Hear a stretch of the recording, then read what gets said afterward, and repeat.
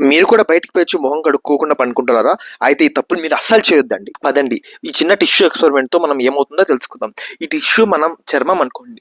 మనం బయటికి పోయినప్పుడు మొహం మీద ఫార్మ్ అయ్యే ఆయిల్ వల్ల, మొహం మీద పడే డస్ట్ వల్ల, పొల్యూషన్ వల్ల దుమ్ము అనేది మన చర్మం పైన అలానే నిలిచిపోతుంది. దీనివల్ల ఏమవుతుందంటే మన చర్మం పైనున్న సన్న సన్న రంధ్రాలు అన్నీ మూసుకుపోతాయి. దీని ద్వారా చెమట బయటికి రావడం, టాక్సిన్స్ బయటికి రావడం, ఫేస్ మీద ఆయిల్ ప్రొడ్యూస్ అయిన ఆయిల్ బయటికి రాకుండా ఆగిపోతాయి. ఆగిపోవడం వల్ల గుల్లలొచ్చి, మొటిమలొచ్చి ఫేస్ డల్‌గా అయిపోతుంది. మీరు బయటికి పోయి వచ్చినప్పుడు తప్పకుండా మొహం కడుక్కోండి.